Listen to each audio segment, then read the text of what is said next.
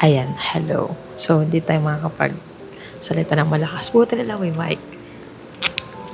So, update.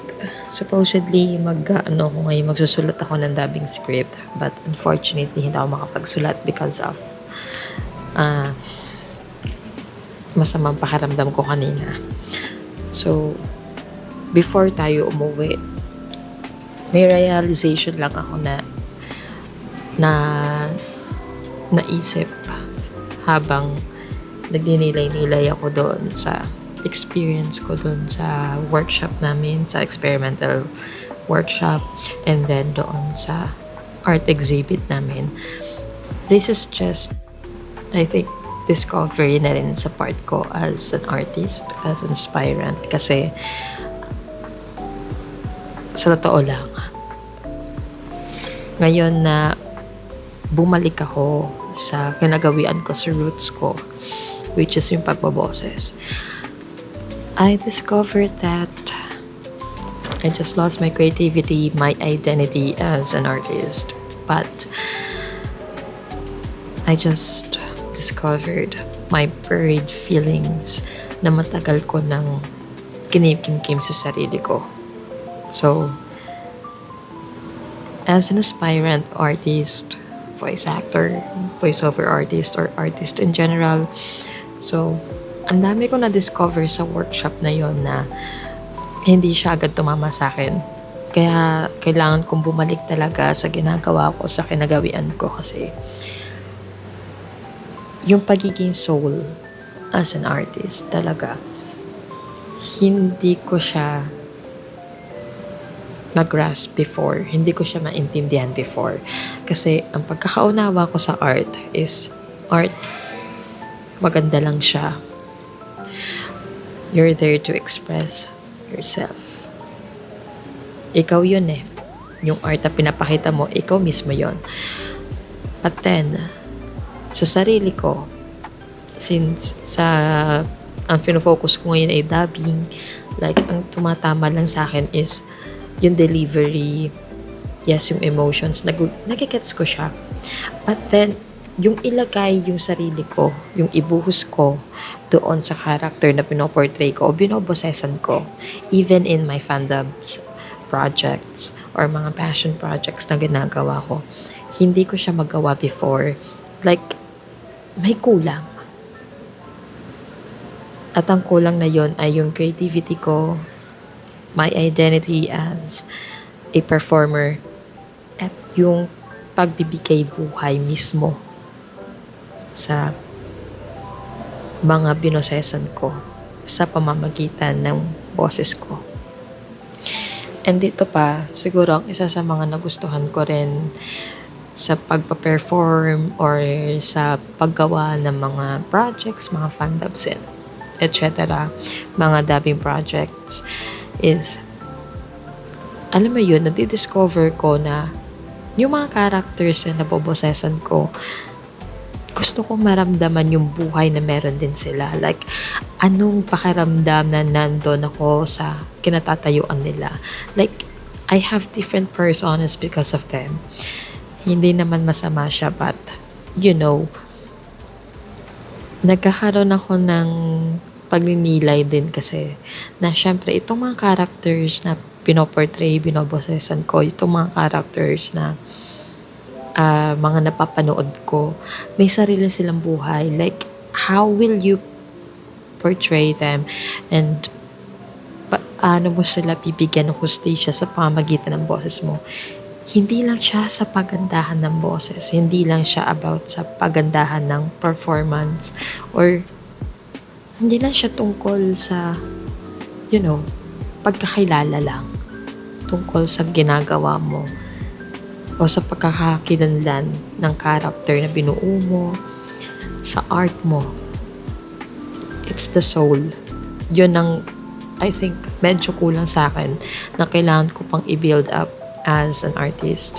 And I think yun din yung sole reason for me kaya kailangan ko bumalik talaga is mailabas ko yung mga buried feelings ko talaga inside na matagal ko nang gustong ilabas,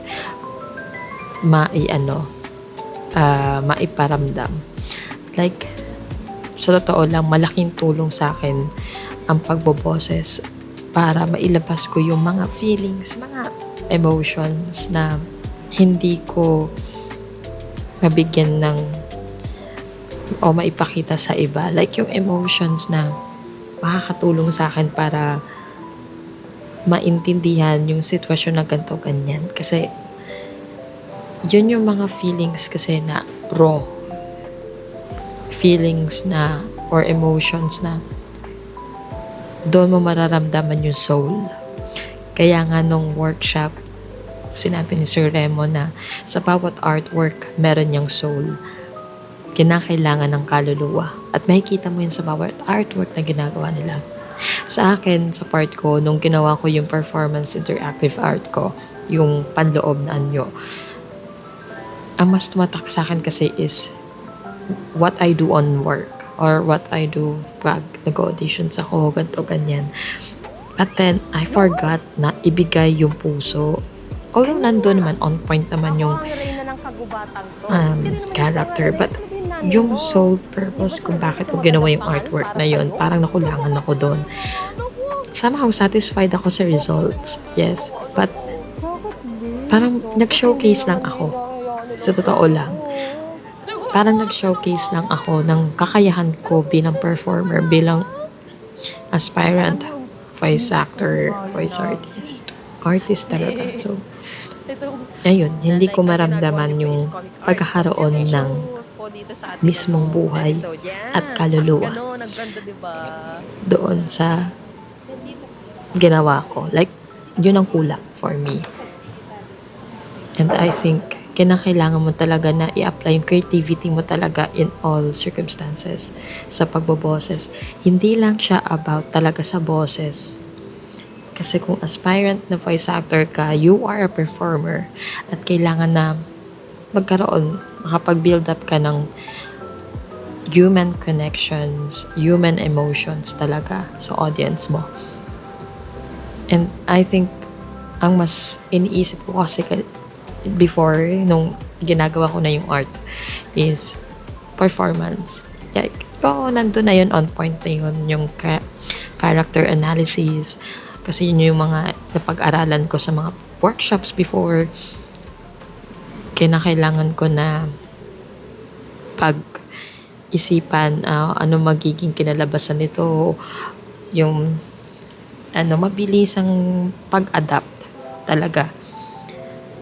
But then, talagang kulang na kulang ako. Parang ngayon lang nag-sink in sa akin na I have to embrace and I need to embrace my buried feelings para mabigyan ng kaluluwa yung performance na ginagawa ko.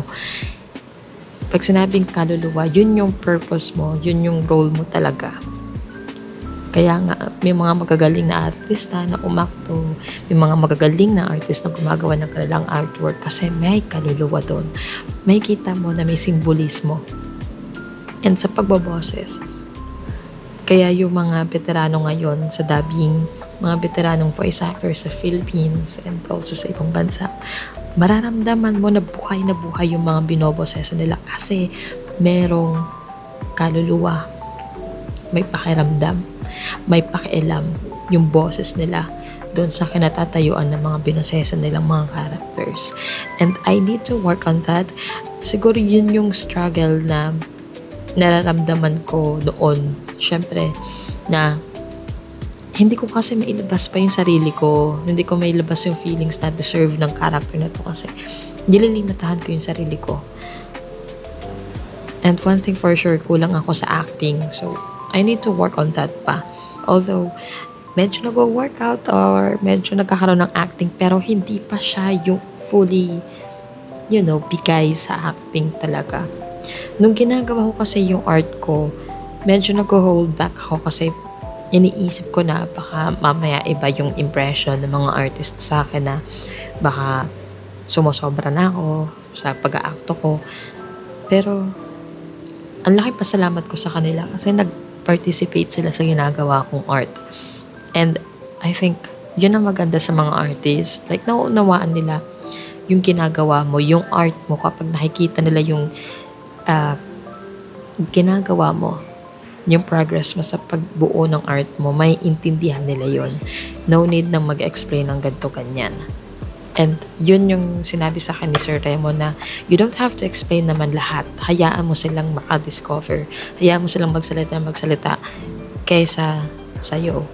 Hindi lang to sa akin sinabi, but sa mga iba pang artist pa. Kasi artist ka din kahit nasabihin na dubber ka, voice actor ka, pero kinakailangan ng creativity and art sa pagboboses mo. Kaya, minsan, nawawalan ka ng identity as a voice actor kung walang puso at kaluluwa at creativity sa bawat boses o pagboboses na ginagawa mo. Kaya, yun ang kailangan kong mag-grasp din as a starter na I have to be creative talaga. I'm an artist. Mahirap, pero alam mo yun, ang dami realization talaga sa simula. At wala namang nagsimulang magaling, di ba? Nakausap ko nga si server, like, panibagong learning para sa akin ang workshop na to. Kaya hindi ako magsasawa na pasalamatan tong workshop na to na ginawa ko siya, umattend ako. Kasi ang dami kong realization like this na ngayon lang tumama sa utak ko. Like after a long time, na-discover ko nga na may kulang ko sa ganito ganyan. Like hindi ko pa ma-express fully or mabigyan ng hustisya yung mga binobosesan ko, yung mga pinoperform ko. So, ngayon naintindihan ko na yung mga pagkukulang na yun and ano pa yung mga dapat kong i-work out. And sobrang laki ng importansya nun sa akin as an artist. So, syempre, if you're an artist too, maintindihan mo yung struggle sa ganito. Kasi, it's not all about beauty. It's not all about the visuals na sobrang ganda. It's about the heart of your art and your soul for the purpose. And even sa performer o sa pagboboses ko, ganun din siya, nag-a-apply din siya. Alam nyo, sa kakaisip ko na paano ba ako makakapasok sa industriya, paano ba ako makakakita ng ganito ganyan, paano ako makakahanap ng projects. Parang sa kakaisip ko ng mga technical na bagay na ganun, unti-unti na napapawalay sa akin yung creativity ko. Paano ko palilikutin yung utak ko as an artist. Dati parang importante sa akin na dapat mga 5 auditions ako per day. Siguro magkakaroon ako ng projects, ganito, ganyan. But siguro kaya hindi ako basta-basta pa natatanggap dahil hindi pa ako prepared. Hindi pa ako ready na mag-accept ng mga projects talaga na para sa akin. Parang nakikita ko kasi na paghahanda to para sa akin. Bumalik ako hindi para makahanap agad ng trabaho or makaland agad ng role. Bumalik ako para ayusin muna yung sarili ko as an artist. Kasi ngayon nakita ko na kulang ako sa creativity, kulang ako sa identity. At may mga kailangan pa akong isettle within myself talaga before ako tuluyan na mag-grow. You, as a voice actor or voice artist or voiceover artist, ang trabaho mo, ang purpose mo, or ang role mo is to be creative pa rin talaga sa pagboboses mo, sa paggamit mo ng boses mo. Paano mo bubuhayin talaga bilang totoo na may pakiramdam, na may pakialam, may empath or empathy sa audience, yung performance mo. Kaya nga pa, nasabi ni Sir Remo na masalimuot talaga ang buhay ng artist. Pero, masarap sa pakiramdam pag ginagawa mo na siya.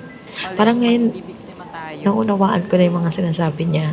Ngayon tumatak sa akin na grabe talaga. Kaya ngayon parang na-appreciate ko na, napapahalagahan ko na yung mga artist, yung mga actors and actresses, yung mga art sa paligid ko. Like, napapahalagahan ko na yung essence nila. Unlike before na tinitingnan ko lang sila as is. bilang individual na nagagandahan sa art. Pero ngayon parang unti-unti nang nagiging malinaw sa akin yung ano nga ba ang dahilan kung bakit sila tumuloy. Ano nga ba ang napala nila sa pagpapatuloy ng pagtahak ng landas nila dito sa larangan ng sining. Ngayon ko lang na-appreciate na grabe pala talaga, no. Hindi talaga madali ang buhay kapag artist ka. May iba't ibang ways or iba't ibang interpretation naman tayo sa art. But mas lalong nagiging makulay at mabuhay ang art dahil sa struggles, dahil sa improvement, sa growth and pain. Pero kasi kung titingnan mo yung art mo as an art, hindi pang brag, hindi pampapansin, hindi lang sa pagpapashowcase, but as an art, you respect it and you love it. You gave all your heart to your art. Even though na puno ng struggles, puno ng pains and sufferings, doon nagkakaroon ng buhay yung art. And for sure, yung mga magagaling na talaga sa industriya dito sa sining, marami na silang napagdaanan na sakit, na suffering, sacrifices na ginawa para lang makabuo ng obra maestra. Yon ang essence. Yon ang kahalagahan ng art.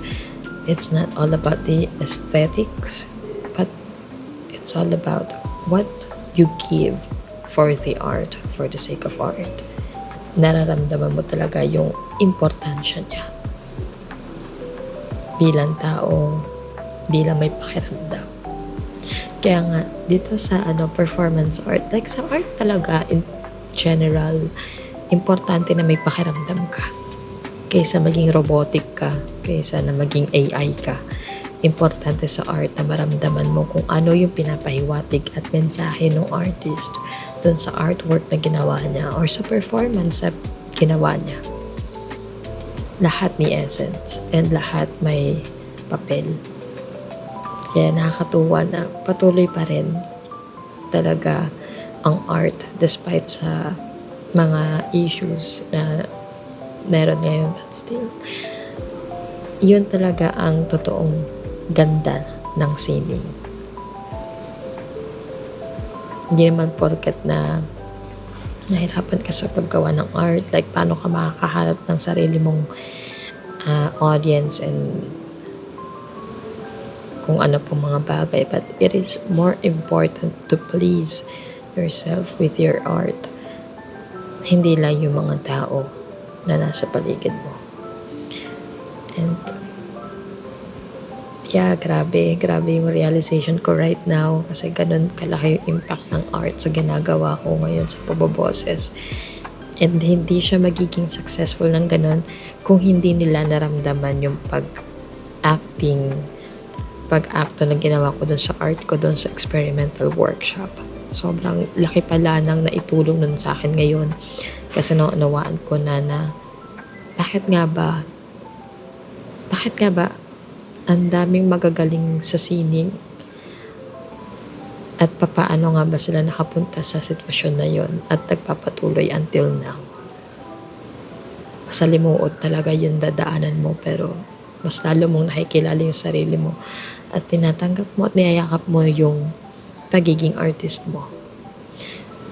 So it's not all about aesthetics.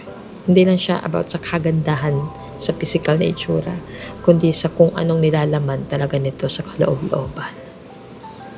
So yun. Anong oras na? I think I need to pack up na at kailangan ko na rin makauwi kasi magra-rush hour na. Gusto ko magsulat. Hindi ako makapagsulat kasi chumika na ako dito. So yeah. Ang dami pa natin realization dito sa channel na to. And I'm happy na na-share ko to sa inyo, na ibahagi ko to sa inyo. Dahil hindi talaga siya madaling pag-usapan. Sa totoo lang. So, yeah. Thank you for listening to my podcast, charot. Thank you for being here with me, at least naiintindihan mo yung sitwasyon ng pagiging artist talaga. And kung ano pa man yung art na ginagawa mo, inaasikaso mo right now, ang pinaka-importante is na andyan ka. And you learn from your art and you learn from other people's experiences and learnings and in their art too. Napaka-importante lagi nun as an artist. Yan lang.